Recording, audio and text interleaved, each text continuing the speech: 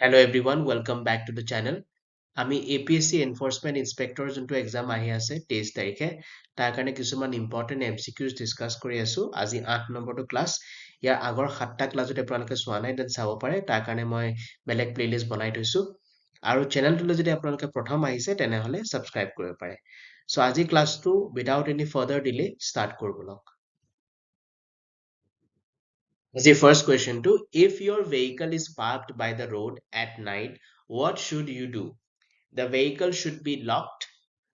Someone should be seated in the driver's seat. The parking lights should be kept on. Nay, the handbrakes should be on.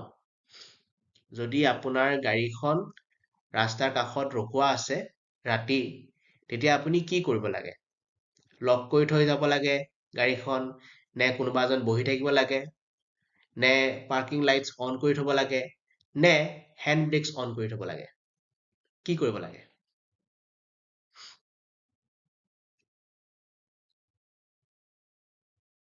So correct answer to হব the parking lights should be kept on ঠিক আছে আৰু in case of motorcycle এজন বহি থাকিব লাগে ঠিক আছে পাৰ্কিং লাইট মানে পাৰ্কিং লাইট আহিছে ইণ্ডিকেটৰটো জ্বলাই থব লাগে ঠিক আছে indicator should be kept on আৰু এজন বহি থাকিব লাগে ঠিক আছে যদি পাৰ্ক কৰি থৈছে ঠিক আছে কিন্তু গাড়ীৰ ক্ষেত্ৰত পাৰ্কিং লাইটছ অন কৰি থৈ গলে হ'ব ঠিক আছে next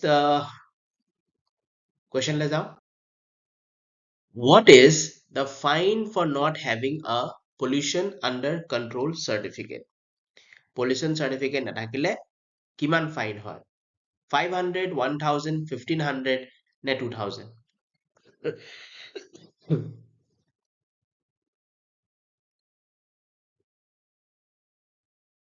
So correct answer to হব B 1000 rupees ঠিক আছে next question লৈ যাওঁ when can a driver not take a U-turn U-turn কেতিয়া লব নোৱাৰে when there are vehicles passing through the left side in a road with double solid white lines in a busy road নে both B and C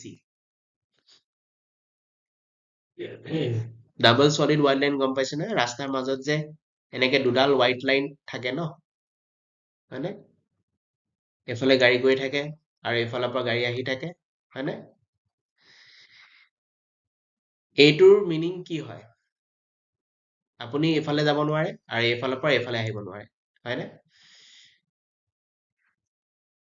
so এইটো কি হ'ব when can a driver not take a U-turn so year correct answer টো হ'ব both B and C ঠিক আছে busy roadতো নোৱাৰে U-turn লবলে আৰু double solid white lines য'ত আছে তাতো নোৱাৰে ঠিক আছে next question লৈ যাওঁ what is the penalty or fine for overloading of passengers in a motor vehicle গাড়ী এখনত যদি overloading কৰি গৈ আছে passenger তেতিয়া কিমান হয় fine 500 per extra passenger 1000 per extra passenger 2000 per extra passenger নে 3000 per extra passenger এটা গাড়ী সবৰে বেলেগ বেলেগ হয় এটা সৰু গাড়ী যোনবিলাক হেচবেক হয় হয়নে যোনবিলাক হেচবেক ইয়াত লিখি দিওঁ হেচবেক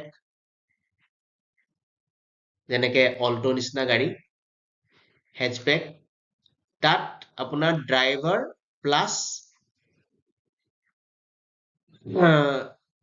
প্লাছ 3 ঠিক আছে so 4 people can go ঠিক আছে এতিয়া আৰু কিছুমান এতিয়া আহিলে কম্পেক্ট SUV কিছুমান আছে যে কম্পেক্ট SUV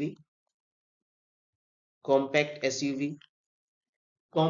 SUV কি হৈছে ড্ৰাইভাৰ 1 প্লাছ 4 ঠিক আছে 4 জন মানে 5 জন যাব পাৰে ঠিক আছে আৰু যোনবিলাক big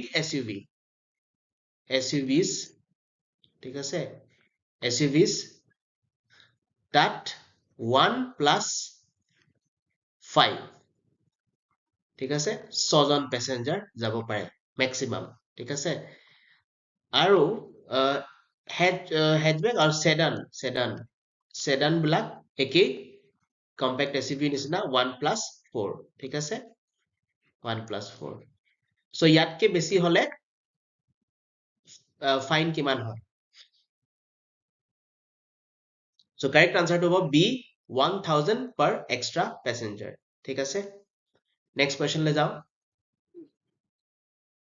The vehicle can be seized by authorized officers when if there is no valid registration certificate or permit, if the vehicle was overspeeding, no insurance or pollution certificate, then none of the above.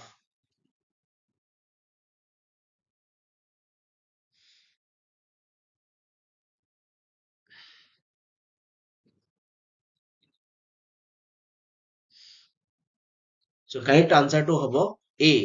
If there is no valid registration certificate or permit.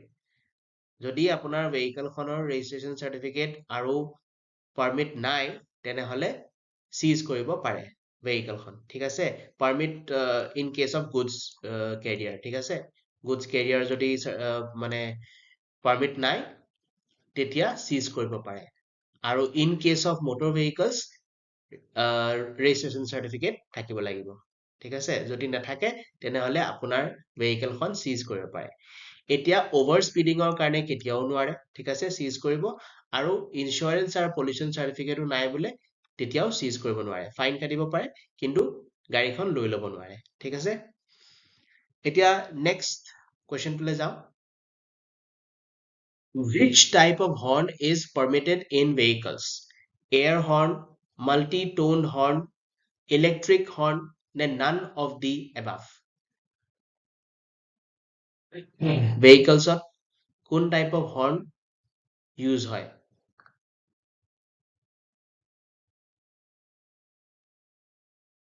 So correct answer to হ'ব C electric horn.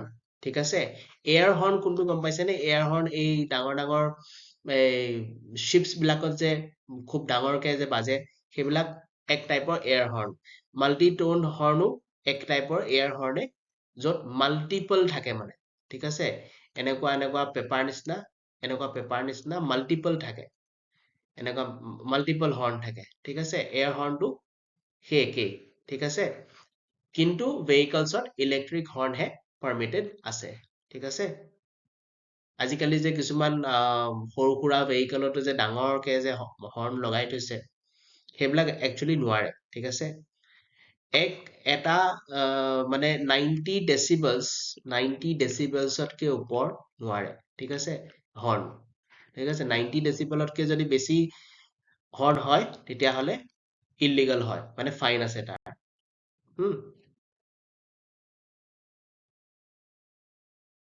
Blinking red light means stop your vehicle on the spot, reduce speed and proceed, stop the vehicle and proceed if safe, then none of the above. যদি red light to blink কৰি আছে তেতিয়া তাৰ মিনিংটো কি হয় ঢিপ ঢাপ জ্বলি আছে বোলে red light টো তাৰ মিনিং কি হয় red light টোৰ মিনিং চবে জানে ৰখি যোৱা হয়নে stop এতিয়া যদি ঢিপ ঢাপকে জ্বলি আছে ব্লিংক কৰি আছে তেতিয়া তাৰ মিনিংটো কি হয় So correct answer to হ'ব stop the vehicle and proceed if safe ঠিক আছে ভেহিকলখন ৰখাব লাগিব আৰু চাব লাগিব দুইফালৰ পৰা চাব লাগিব যে ভেহিকল আহি আছে নেকি যদি নাই আহা তেনেহলে যাব পাৰে ঠিক আছে নেক্সট কুৱেশ্যনলৈ যাওঁ maximum permitted weight on a goods carrier is 7 tons 10 tons 40 tons as per the permit goods carrier maximum weight কিমান নিব পাৰে 7 টন 10 টন 40 টন নে যিমান পাৰ্মিটত দিয়া আছে সিমানে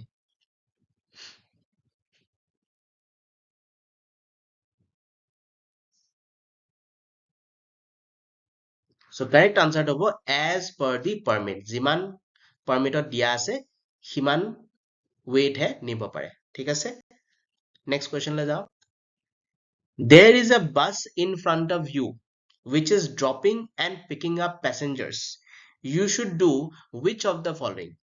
বাছ এখন বোলে আপোনাৰ আগফালে ৰৈ আছে আৰু পেছেঞ্জাৰ নমাই আছে আৰু উঠাই আছে, তেতিয়া আপুনি কি কৰিব লাগে?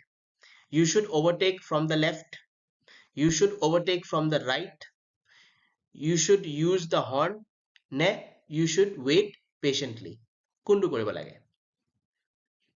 লেফ্টৰ পৰা overtake কৰি যাব লাগে, ৰাইটৰ পৰা overtake কৰি যাব লাগে, হৰ্ণ বজাব লাগে, নে ৰৈ থাকিব লাগে যেতিয়ালৈকে বাছখন নচলে?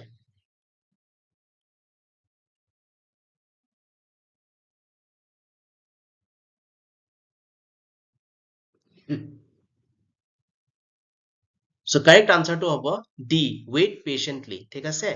এতিয়া লেফ্ট চাইডেটোতো আপোনাৰ overtake কেতিয়াও কৰিবই নোৱাৰে লেফ্ট চাইডেদি, হয়নে?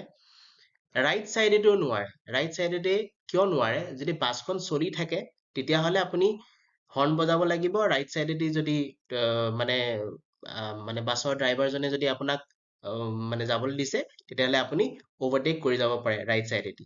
ঠিক আছে?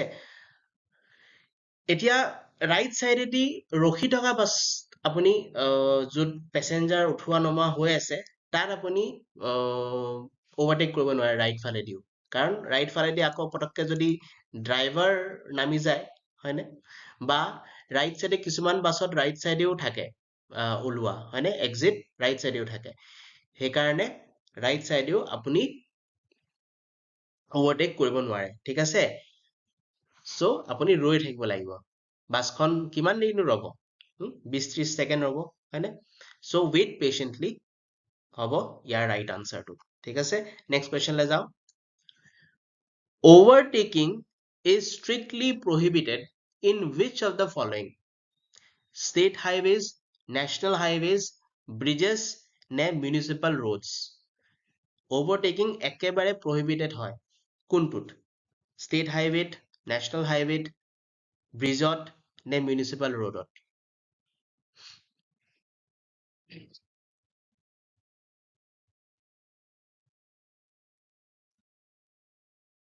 So correct answer টো হ'ব C, bridges. ঠিক আছে? ব্ৰিজত আপুনি overtake কৰিবই নোৱাৰে। ঠিক আছে? So আজি ক্লাছটো ইমানতে শেষ কৰিছো। যদি ক্লাছটো ভাল লাগিল তেনেহ'লে লাইক কৰিব, আৰু যদি ছাবস্ক্ৰাইব কৰা নাই তেনেহ'লে ছাবস্ক্ৰাইব কৰিব আৰু ভিডিঅ'টো শ্বেয়াৰ কৰি দিব। নেক্সট ক্লাছত আকৌ লগ পাম। টিল দেন বাই।